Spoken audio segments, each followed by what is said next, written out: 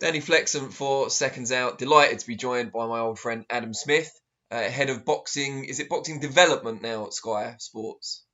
Boxing development is the title, so it's developing what we are, what we're going to have as we go forward, which of course is it's a bit of a minefield at the moment. And yeah, look, it's the commercial side, so it's that side of sort of plotting what we're going to do, trying to bring the best fights to our audience, obviously contracts with AJ, with Matchroom, all that sort of side of things. So yeah, it's been a very interesting time, but of course, part of the Sky Sports leadership team, I'm also sort of across all the other sports and how how they've come back and what sort of issues they've had to overcome and with the lack of crowds, the difficulties, the sound, the atmosphere, but the fact is, listen, sport's back, and that's the most important thing for everybody. It's not the same. We all know it's not the same. We miss the crowds at the fight camp. We all miss the buzz, and we all miss people, don't we? We're all social animals, and we love the boxing community like that. We had a bit of that in the bubble in fight camp, but we want everyone back together. And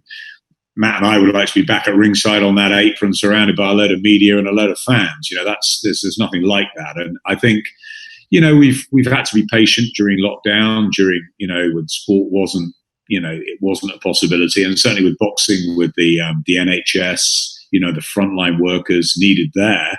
We weren't the first sport back, and rightly so. And I think Robert Smith's done a fantastic job, sort of governing our way through this and making sure that everything is right. It's safe. It's all negative tests. We did so many tests over fight camp, and on the night, social distances, and it's not easy. And I think there's a lot of people that have done a huge amount of hard work to get boxing up and running. And we're one of many sports on Sky Sports, so obviously there's a huge amount of attention on us at the minute, and we're trying to deliver what we can for fans, for sports fans, sort of around the world, so to speak, as the old MCs always say, around the globe. US Open, delayed US Open in the golf at the moment, and that's this week's thing. And so there's a lot of backlog, a lot of sports to be dealt with, and a lot of exciting times to come. But of course, we do miss the fans. We do want them back, and that atmosphere just can't be replaced, and we miss it hugely. There's obviously a number of challenges in producing, especially the big events with no live gate attached. How did you guys and Matchroom, of course, manage it for the first Whyte Povetkin fight? How commercially did you make that viable?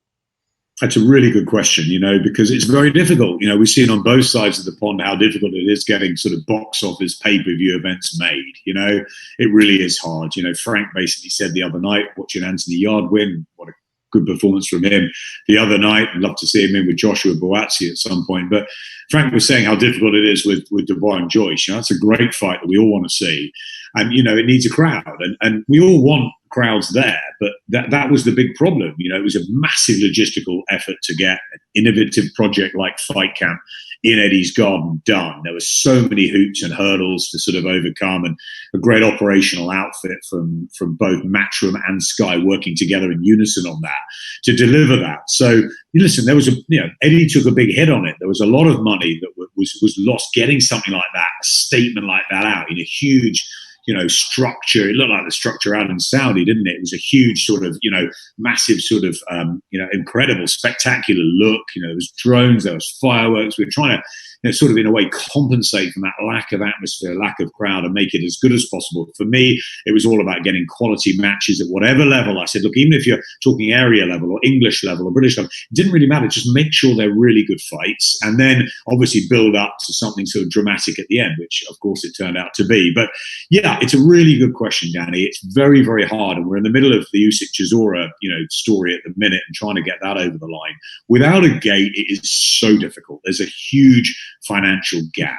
So you have to be creative. You have to say, right, what do we think it's going to do on box office? Can the broadcaster help? Can the fighters take a little bit less? Can the managers help? But what's going to get this done? And I think the fighters have been fantastic because they're the ones taking the risk. They're the ones that want to get their careers moving again. But every single one of them, at whatever level, has put 100% into those performances. On BT, on Sky, on Top Rank, everything that we've seen have been some phenomenal displays. They don't have to worry about selling tickets. They've had that off. They can concentrate on the job in hand. But even if you've lost or if you've drawn, the Harper Jonas, the Eggington Cheeseman, didn't matter. They were all heroes. They were fantastic. They were brilliant because they put everything into it. And I think that they've taken bigger risks, the fighters. And I think that they've taken, Josh Warrington was telling me just this week that I'll take a cut to get back in. I want to fight. And I think that's really good. It's refreshing to see. You do have to adapt, but there are big holes because you're not going to get paid. No one's going to get the sort of money that was there before with the crowds. These fights were going to happen in Manchester at the O2. That adds a huge amount. So obviously, Eddie and I talk every day. It's a great relationship. But, I don my hat to him for getting that one over the line, Whyte Povetkin with no crowd. And look, we've announced the rematch as well. And we don't know where crowds are going to be in November. So we're taking, they're taking risks. And we know that on box office, these fights should appeal. They should do well. But, I said to Dillian's team, I was pleading with them to try and get the Katie Taylor-Pursoon fight over the line, and Katie not fighting just a mandatory, but getting a really good sort of number 2 or joint top of the bill over the line. So because I'm trying to fight for obviously the box office customers, I want the best for them. So it's adapting. It's just pulling and throwing a little bit. It's understanding the situation, and it's realizing that the money is not quite what it was. So until the gates are back, it's going to be very hard to make big fights. And talking of the box office customers, can you give us a vague idea of how the Whyte Povetkin show performed, particularly compared to non-pandemic times? Yeah, we were happy, really happy with it. It probably outperformed what we thought. We were very happy with what. I mean, you never know the numbers until 3-4 months down the line, because there's so many different ways now of seeing it. So we're not quite sure what it'll end up being, but everyone was happy with it. And I think the fact that we had the Taylor-Pursoon fight on as well was a real boost to it, because we all know women's boxing is going through the roof at the moment. Chantel Cameron, Savannah Marshall, Hannah Rankin about to fight for world titles, and it's just brilliant. And I think that's something which has really come through. And those fights, almost like you put Rachel Ball, Shannon Courtney, all these fights are great and they end up being really good. So that's a real bonus that we've had in the last couple of years, that women's boxing's come through fantastically well.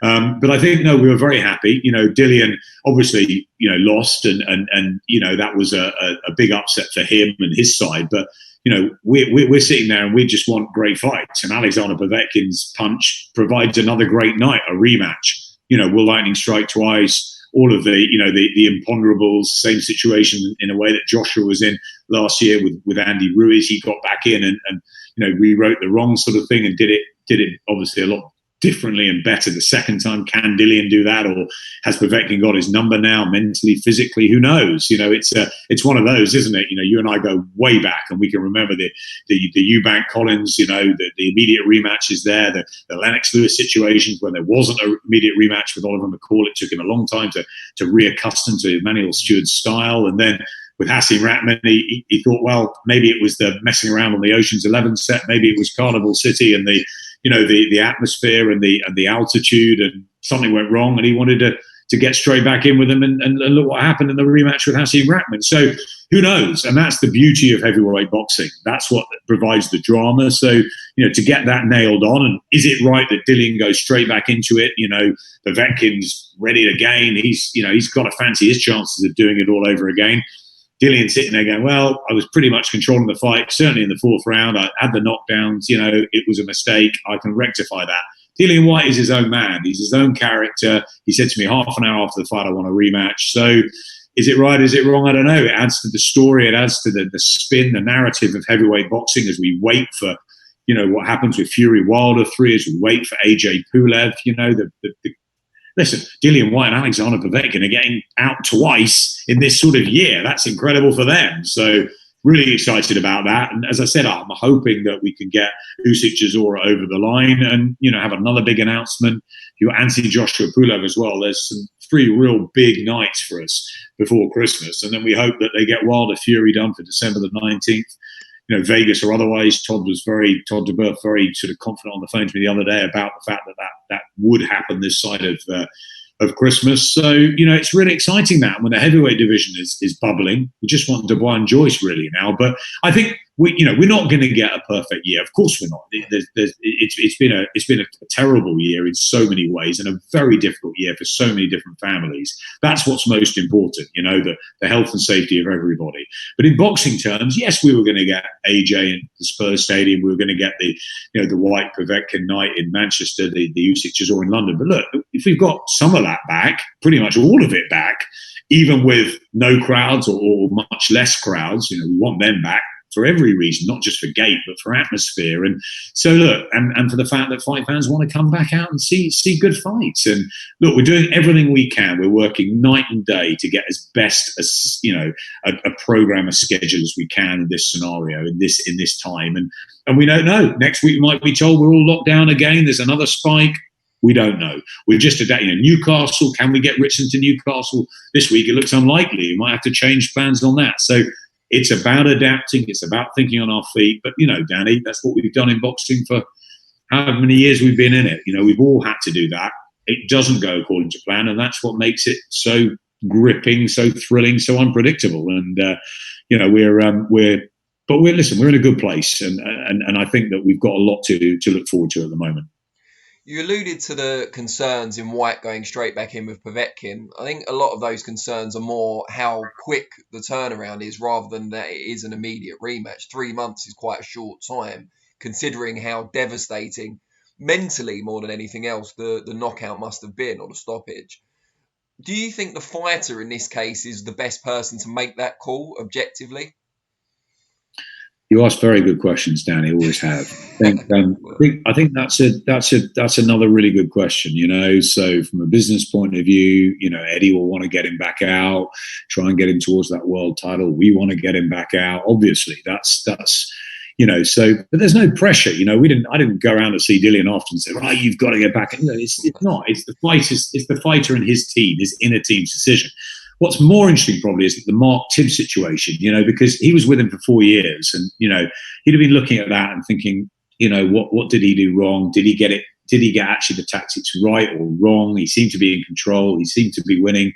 It's what is it? Just one of those things. But I think mentally, every fighter is different. And I think that some would say to you, yeah, we want a confidence booster. We want to take our time. Dillian didn't have many amateur fights. He's had a really sort of tough learning education in the professional ring, especially after the AJ defeat. He's taken on everybody. And I think he just sort of thinks, what, if I can't beat Povetkin, maybe I'm not what I think he just wants to get back in and prove he can and prove that he still deserves that world title shot, because almost like he didn't have to take Alexander Povetkin. He could have waited it out. He could have. But Dillian's all about entertaining, and yeah, of course, there's money involved. And as I said to you, he gets out twice this year, and maybe bank that money, and that's there. Who knows what next year's going to bring in this sort of volatile, unpredictable situation world we're in. So there may be a lot of things, but I think with Dillian, it was just a natural reaction. I want to get back in there as quickly as possible. I want to do this. He'd had such a great camp, I think, out in Portugal, that it was like it was a thunderous shot that came out of nowhere, and I think that's what he's going to put it down to now. Whether mentally, physically, getting back in the ring with Povetkin in 90 odd days is the right move. We might not know until the night itself, but I think he's a character that would want to. And Alexander Povetkin, he's the type, for me, if it had happened to him, he might want to do the same thing. They're old school hard men, aren't they? They're hard fighters. Povetkin knows this is the Indian summer of his career. He's 41. If he gets another world title shot, great. But you know what? This is what he knows and loves. He's getting paid for it. He's had all these fights on sort of either UK soil or around us, and he's become a bit of a cult character. He's the big Russian, and good luck to him. It's great, and he's going to go in there thinking he'll do it all over again. Dillian, maybe there will be some demons, but he's the sort of guy, I think, Danny. He's gone through a hard life. Jamaica, coming over to England. He was a dad very young. He's had to settle in London. He's gone through a lot of obstacles, and I think that he doesn't fear anybody. And I think for him, this is probably the right decision. But we won't know if it's the right decision for his boxing career until we get through November the 21st. So, yeah, quite surprised to see it so soon with all the sort of history of rematches. But, knowing the characters that maybe the pair of them are, and knowing the situation that the world's in, and everybody wants to sort of get big fights on, not that surprised.